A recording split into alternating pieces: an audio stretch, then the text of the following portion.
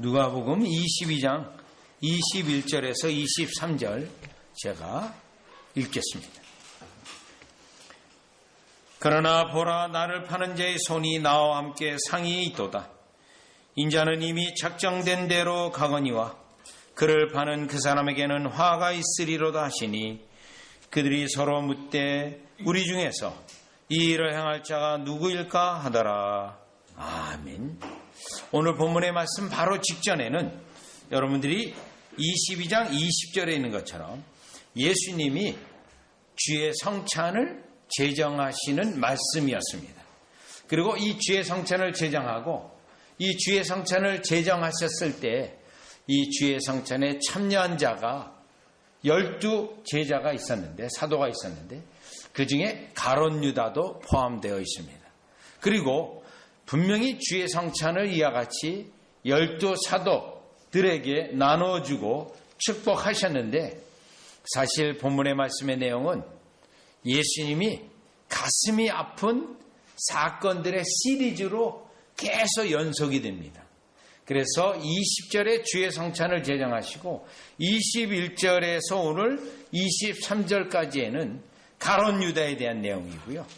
그 다음에 24절에 보시면 그중 누가 크냐 하는 다툼이 일어났습니다. 주의 성찬을 분명히 제정하셨는데 가룟 유다를 언급했고, 굉장히 가룟 유다가 예수님을 팔 그러한 인물이기 때문에 예수님이 굉장히 마음이 아팠죠. 그리고 그 앞에서 바로 제자들이 누가 크냐고 이와 같이 싸우고 있습니다. 또 오늘 본문 이후에 31절, 32절, 33절에 보면 예수님이 베드로가 예수님을 부인할 것에 대한 말씀도 이와 같이 하셨던 겁니다. 자, 그러면 주의 성찬을 제정하시고 사실 예수님의 마음은 찢어집니다. 가슴이 아픕니다. 가룟 유다가 있죠. 또 제자들은 싸우죠. 또 베드로는 예수님을 부인할 거죠.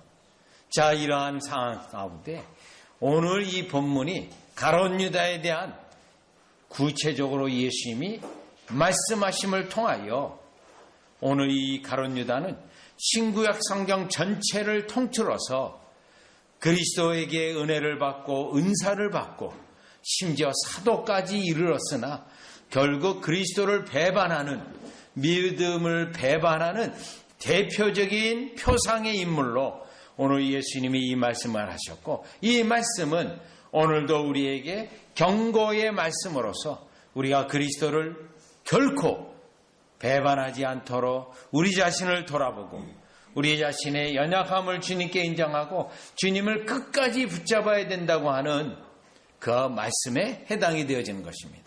즉 예수님이 가슴이 찢어지는 듯한 그 사건들을 태연히 말씀하셨지만 우리가 오늘날 같이 믿음을 배반하거나 예수님 앞에 싸운다거나 예수님 앞에서 이와 같이 부인한다거나 하는 일이 얼마나 예수님의 가슴을 아프게 하고 또 그것은 결코 쉽게 간과할 수 있는 죄악이 아니라는 사실을 통해서 우리가 우리의 자신의 죄를 물리치기 위해서, 연약함을 극복하기 위해서 은혜를 붙잡아야 된다는 것을 다시 한번 깨닫게 됩니다. 자, 그러면 이 가룟 유다는 믿음을 배반하는 자의 표상인데, 그러면 이 믿음을 배반하는 것은 어떠한 특징들이 있고 거기에 나타난 죄악들은 무엇이고 우리는 그것을 어떻게 피해야 되는지를 살펴보고자 합니다. 첫 번째 21절입니다. 21절이요. 그러나 보라, 나를 파는 자의 손이, 가룟 유다 손입니다. 나와 함께 상 위에 있도다. 이 상은 어떤 상입니까? 주의 성찬을 베푼 상이에요. 그래서 예수님의 이 말씀은 지금 주의 성찬을 제정하시고 떡과 포도주를 제자들에게 주었는데 그것을 가룟 유다는 그대로 받았다라는 것입니다. 주의 성찬은 예수 그리스도가 우리를 위하여 돌아가시는 죽음을 상징하는 그러한 의식인데, 그 의식을 취했음에도 불구하고, 의식을 취함에도 불구하고 가룟 유다는 그 의식에서 자기의 죄를 깨닫고 그리스도가 바로 나의 죄를 위하여 돌아가시는 그 죽음이라는 것을 완전히 무시했던 그러한 가룟 유다라는 사실입니다. 그래서 가룟 유다는 오늘 본문 6월절 마무리하시고 주의 성찬을 제정하실 때 6월절 주의 성찬을 대하기는 했지만 그 영적인 의미를 전혀 모르는 채 의식으로만 참여했다는 것입니다.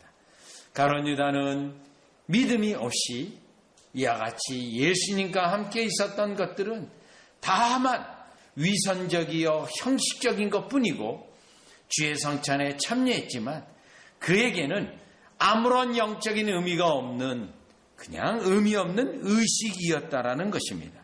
그러면 이 주의 성찬은 오늘날 우리에게 아주 중요한 의식입니다. 예수님이 우리를 위하여 십자가에 돌아가시고 그 십자가의 보혈의 은혜를 통하여 예수님의 그 보혈의 은혜를 통하여 우리가 천국에 들어갈 뿐만 아니라 지금 이 시간에도 우리에게 은혜를 베푸시고 또요 주의 성찬은 반복이 되어져요. 주의 성찬이 반복될 때마다 예수님이 나를 위해 십자가 돌아가시고 은혜를 베푸시는 주님이라는 그 은혜를 계속해서 베푸시는데 가룟 유다는 이것을 다만 형식적이고 위선적으로만 참여했다라는 것입니다.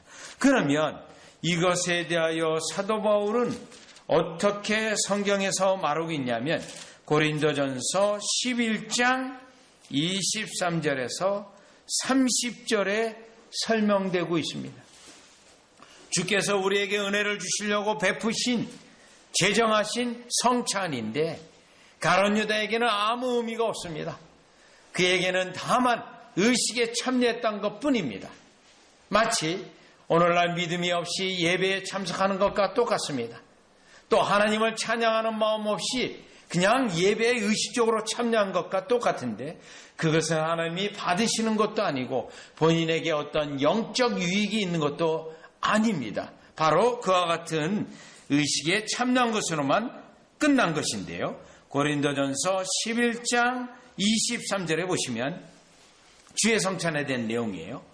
내가 너에게 전한 것은 주께 받은 것이니 곧 주 예수께서 잡히시던 밤에 떡을 가지사 축사하시고 때에 이르시되 이것은 너희를 위하여 위하는 내 몸이니 이것을 향하여 나를 기념하라 하시고 식후에 또한 그와 같이 잔을 가지시고 이르시되 이 잔은 내 피로 세운 새 언약이니 이것을 향하여 마실 때마다 나를 기념하라 하셨으니 성찬을 대할 때마다 주께서 나의 죄를 위하여 십자가에 돌아가셨다는 것을 기억하고 여러분 이 기억을 할 때 성령이 역사하셔서 우리 심령의 믿음을 강화시키고 우리 심령의 새 언약 내가 언약 백성이라는 것을 기억하게 해서 확신을 갖게 하는 것입니다. 이때 성령이 역사하셔서 믿음을 강화하시고 확신을 주세요. 그런데 26절 너희가 이 떡을 먹으며 이 잔을 마실 때마다 주의 죽으심을 그가 오실 때까지 전하는 것이니라.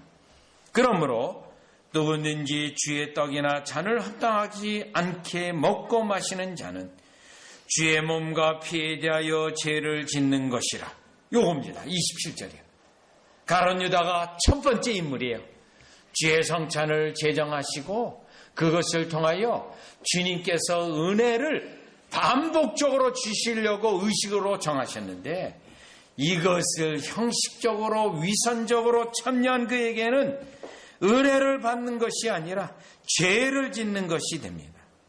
그래서 28절이요. 사람이 자기를 살피고 그에야 떡을 먹고 이 잔을 마실. 그래서 주의 성찬은 자기를 점검하도록 되어 있습니다. 29절 주의 몸을 분별하지 못하고 먹고 마시는 자는 자기의 죄를 먹고 마시는 것임. 그리스도께서 왜 십자가에 돌아가셨는지 그것을 생각하지 아니하고 의식에만 참여했던 그들에게는 은혜를 받기는커녕 오히려 죄를 짓는 것이라고 했습니다. 그래서요 30절에 그러므로 너희 중에 약한 자와 병든 자가 많고 주의 성찬을 아무 생각 없이 영적인 의미를 묵상하지 아니하고 먹고 마셨던 자들 가운데 약한 자와 병든 자가 많고 심판하시는 거예요. 병이 들게 되고 약하게 되고 잠자는 자도 적지 않아요. 잠자는 자는 죽었다라는 것입니다. 죄의 성찬을 주님께서 이렇게 은혜의 수단으로 정해놓았는데 그 의미 없이 형식적으로 참여한 자에게 임하는 죄를 진 것이기 때문에 심판이라는 것인데요. 누가복음 22장에 오면 이와 같이 주의 성찬을 가장 첫 번째로 모욕하고 형식적으로 위선적으로 참여한 가룟 유다가 여기에 해당이 되어진다라는 것입니다. 자, 그러면 이 가룟 유다는 이와 같이 그리스도의 은혜의 수단인 그것을 먹고도 대하고도 예수 그리스도를 팔려고 하는 나를 파는 자의 손이 예수님을 팔고자 하는 그 마음이 예수님 앞에 계속해서 가지고 있었다라는 것입니다.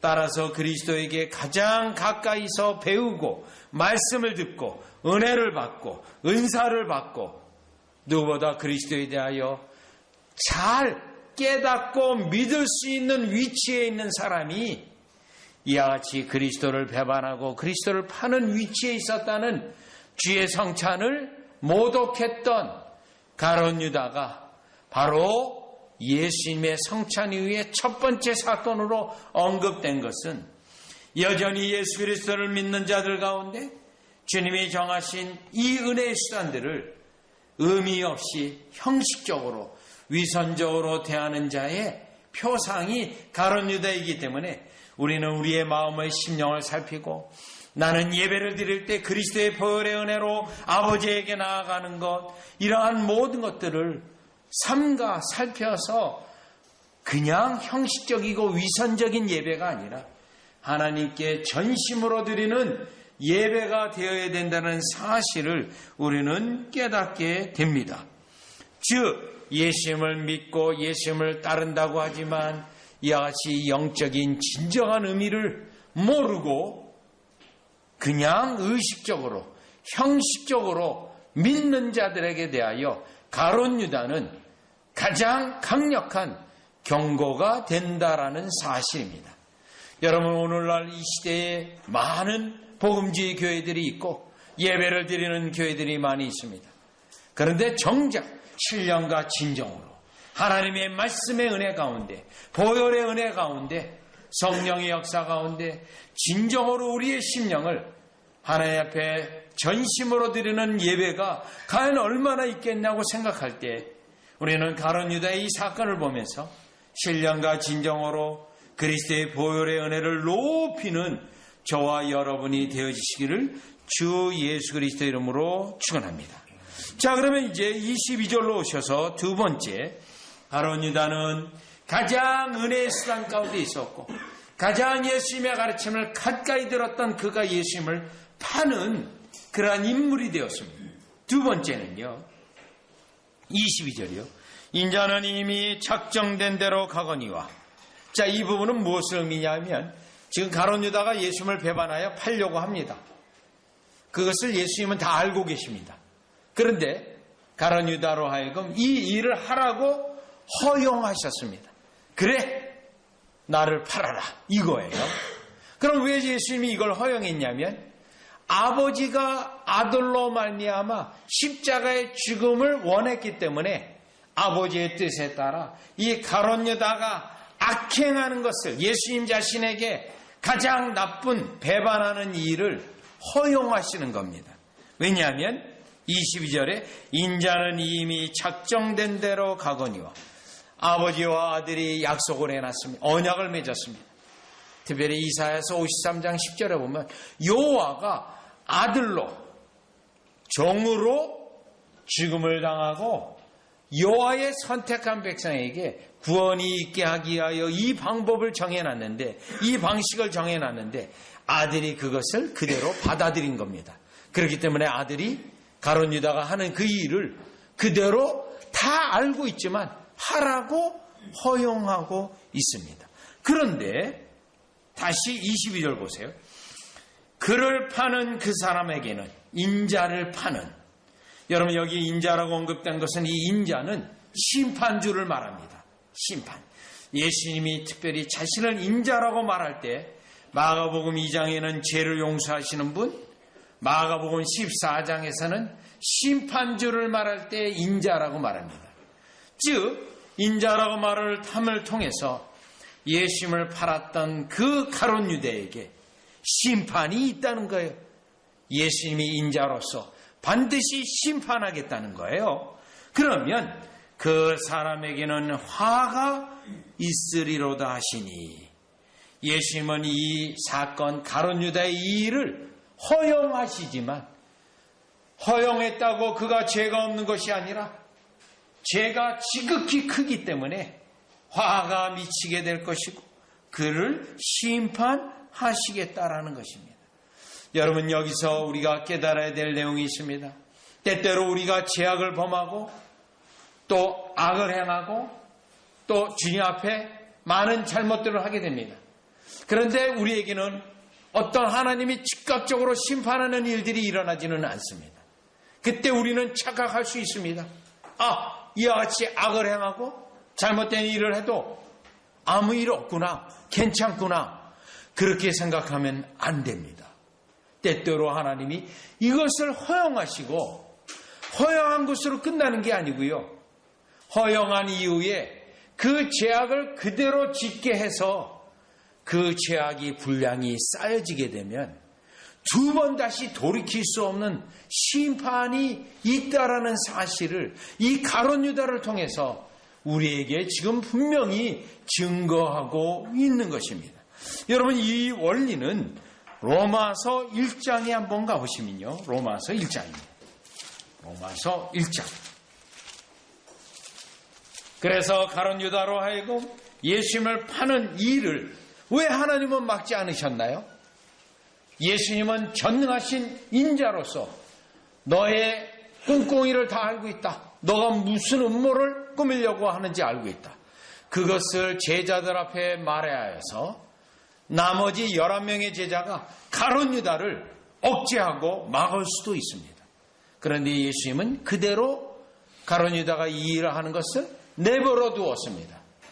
그런데 그 내버려 둔 것조차가 허용적인 하나님의 방법이 그를 심판하기 위한 것이었는데요.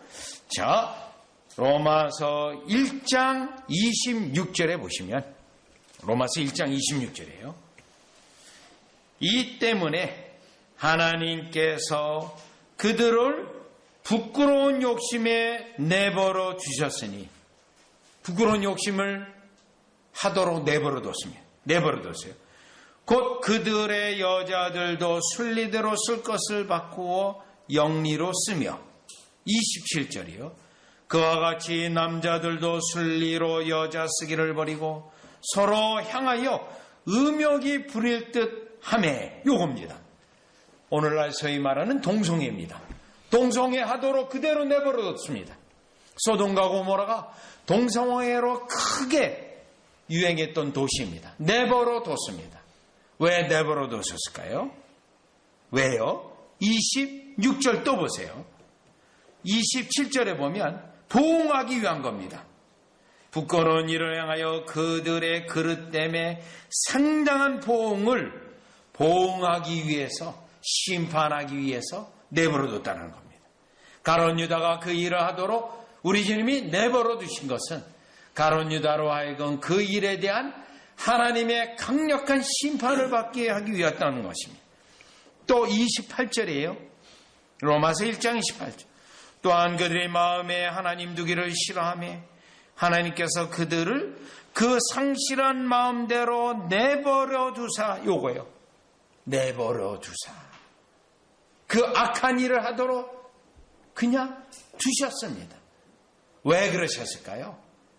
그들에게 확실한 하나님의 심판을 하기 위해서 이와 같이 내버려 두시는데, 요 내버려 두시는 것은 가룟 유다가 그 일을 해도 아무것도 없이, 일어나는 것 없이 괜찮다가 아니라 가룟 유다에게는 하나님의 강력한 심판 아래 있게 하기 위해서 그렇게 하셨는데 22절을 다시 보니 그를 지금 누가복음 22장 22절이에요.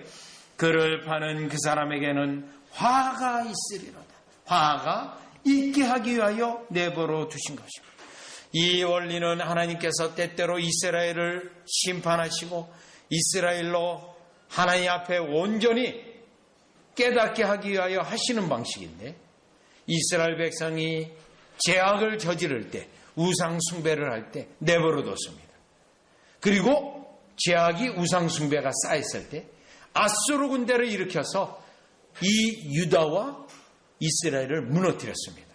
그러면 아수르는 그 일을 할 때 죄악이 없습니까? 죄악이 있습니다. 하나님의 백성을 쳤기 때문에 다시 하나님께서 아수르를 바벨론에 의해서 무너뜨립니다. 이것이 하나님이 심판하는 방식인데, 때때로 내버려둔 것이 그들을 묵인하시는 것이, 봐주시는 것이 아니라 철저히 심판하기 위하여 가장 확실한 심판에 이르도록 내버려 주셨다라는 것입니다. 그래서 우리는 누가복음 22장 22절을 통하여 다른 유다를 이 일을 하는 일을 왜 하나님이 막지 않으셨는가? 왜 허용하셨는가? 우리가 이유를 알게 됩니다. 하나님의 뜻이 이루어지게 하여 그가 악의 도구로 쓰임받았지만 그 악의 도구가 되는 그것을 통하여 그 하나님의 강력한 심판에 있다라는 사실을 깨닫게 됩니다. 따라서 우리가 하나님의 백성으로서 때때로 악을 행하고 때때로 죄를 짓고 할 때 나에게 아무 일이 없네, 계속 이것을 해도 문제가 없겠구나 하고 죄악을 계속해서 행하다가는 이와 같이 하나님이 내버려 두시는 그 어마어마한 화가 있게 하기 위하여 내버려 두시는 거기에 속하기 때문에 우리는 삶과 우리 심령에 죄악을 저질렀을 때 우리 심령의 양심의 무거움을 깨닫고 다시는 이 일로 죄악에 습관화되지 아니하도록 거기서 떠나 다시금 하나님 앞에 회개하고 나아가는 여러분과 저가 되시기를 주 예수 그리스도 이름으로 축원합니다.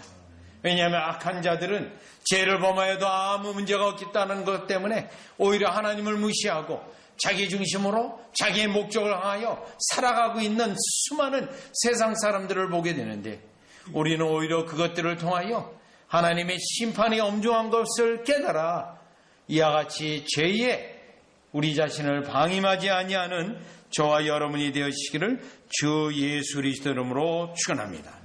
자, 그러면 이제 세 번째는 누가복음 22장 23절에 보시면, 누가복음 22장 23절 보시면 세 번째예요.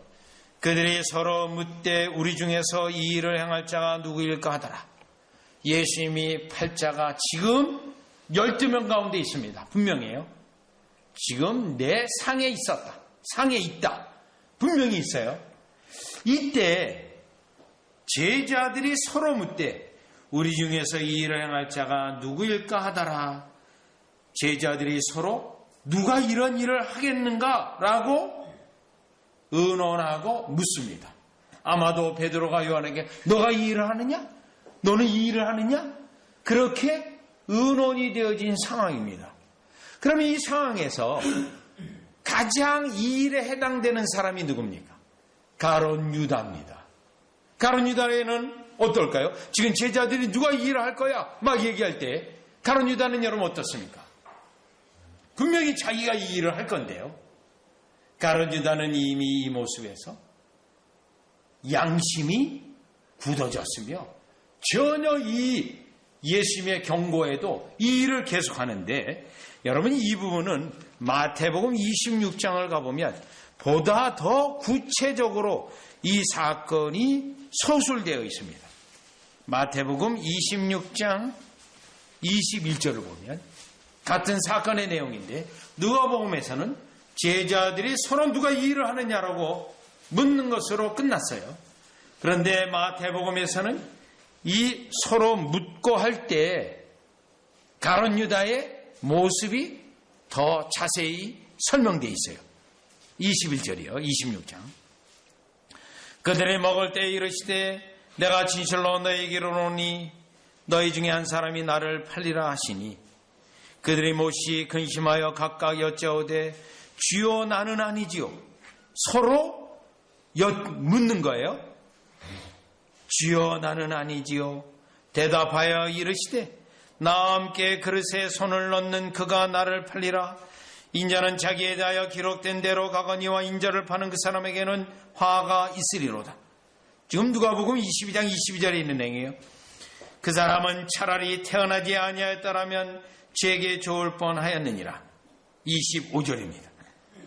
예수를 파는 유다가 대답하여 이르되 랍비여 나는 아니지요. 대답하시되 내가 말하였도다 하시니라.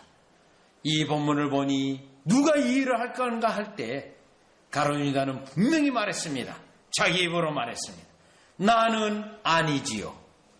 더군다나 전능하신 예수님 앞에 나는 아니지요 라고 말을 했던 겁니다. 자, 이 부분은 우리에게 어떤 의미로 다가오냐면 지금 이 가룟 유다는 성경에서 나타난 예수님으로부터 받은 은혜가 큰데 예수님을 배반하는 자인데 요 믿음으로 배반하는 자는 특별히 요때 나타나는 특징이 있는데 자기 자신을 속입니다. 자기 자신을요. 자기가 알아요. 예수님을 팔 것. 그런데 나는 아니야라고 자기를 이와 같이 자기 자신에게 거짓말을 하고요. 또요. 모든 것을 아시는 예수님에게 거짓말을 합니다. 나는 아니죠. 하나님에게 거짓말을 합니다. 또 누구에게 거짓말을 합니까? 동역자이었던 11명의 제자들에게 나는 아니라고 거기서 거짓말을 하고 있습니다.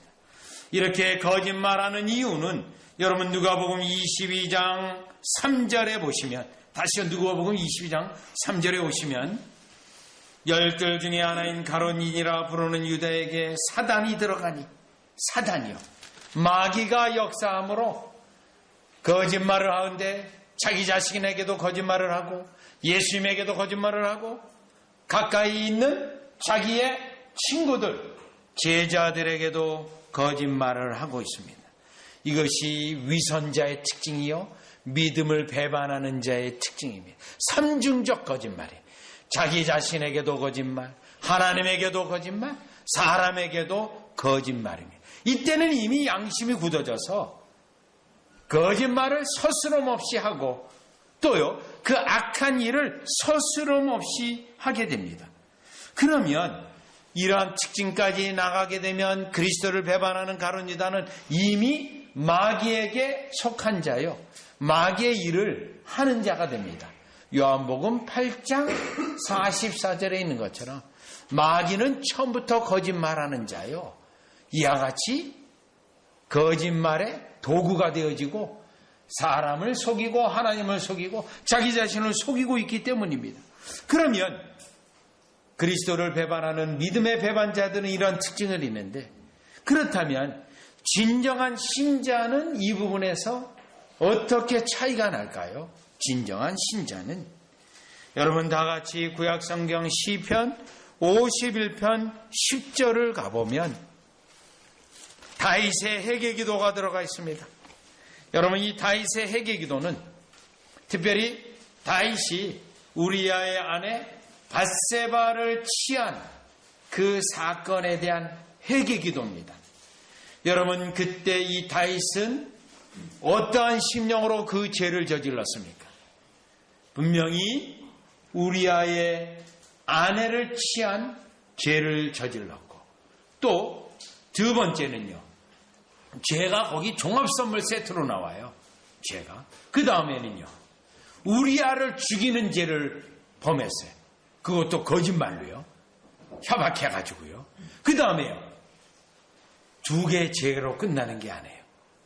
세 번째 죄는요. 선지자가 회개하라고 했어요. 회개하지 않았습니다. 언제까지요? 우리아 아내 밧세바가 임신을 해서 외적으로 표가 나타날 때까지는 회개 안 했어요. 이제 숨길 수 없는 상태가 된 겁니다. 배가 불러오고 그때서야 죄가 드러나니까 회개한다고 회개한 거예요. 최소한 10개월 동안, 잉태기간 10개월 동안 죄를 무시하고 뭉갰던 겁니다. 여러분, 이 다윗의 이렇게 죄를 저질렀던 심령은 어디서 온 겁니까? 양심을 무시하고 죄를 무시하고 속이고자 하는 그 심령에서 온 겁니다. 그러니 이 다윗이 회개할 때 어떻게 회개했는지 보세요. 51편 10절이에요. 51편 10절 보시죠. 하나님이여 내 속에 정한 마음을 창조하시고, 정한 마음이 깨끗한 심령. 자기가 왜 이렇게 어마어마한 죄를 범했죠? 더러운 마음. 정한 마음을 다시 만들어 달라. 내 안에 정직한 영이에요. 하나님 앞에 정직하고, 자기 자신에 정직하고, 사람들에게 정직한, 이 정직한 영을 새롭게 만들어주시는 분은 성령님이에요. 그래서 무엇보다도 다윗의 회개는 여기에 고백한 대로 정한 마음을 창조하시고 내 안에 정직한 영을 새롭게 해주소서. 이와 같이 되어질 때 우리의 심령을 속이는, 거짓말하는 죄에 빠지지 않냐. 죄의 감각이 무뎌져서 죄를 세트로 짓는 것에서 벗어날 수 있다라는 것입니다. 가룟 유다가 왜 이러한 죄에 더 깊숙이 빠지는가? 왜 자기가 예수님을 죽인다는 거 자기도 알고 예수님도 아는데 나는 아닙니다라고 했던 것인가?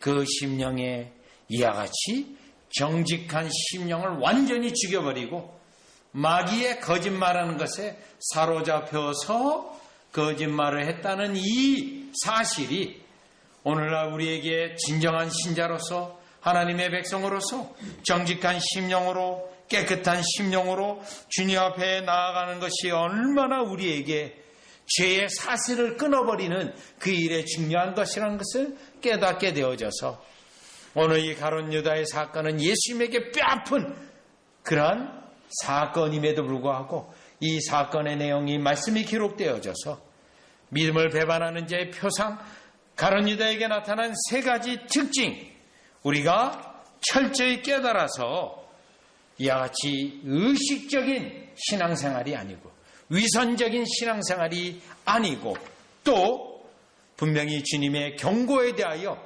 심령이 부드러워져서 죄에 대하여 경계하고 또 정직한 심령이 우리에게 유지되도록 그리하여 끝까지 그리스도를 붙잡는 저와 여러분이 되어주시기를 주 예수 그리스도의 이름으로 축원합니다. 기도드리겠습니다.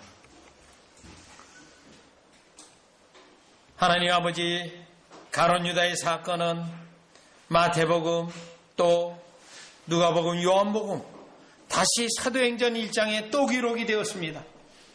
가룟 유다는 예수님을 배반한 그러한 인물로서 성경에 이렇게 많이 기록이 되어졌고 오늘날 우리에게 주시는 이 의미는 우리로 진정한 위선자가 되어지는 그 길에 과정을 알게 하시고 거짓말에 빠지거나 의식에 빠지거나 형식주의에 빠지거나 또는 말씀을 무시하는 그것에 빠지지 않도록 하기 위한 것임을 깨닫게 됩니다.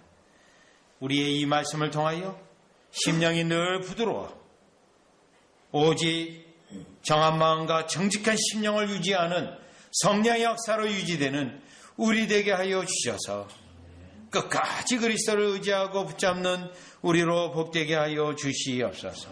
예수님의 이름으로 기도드리옵나이다.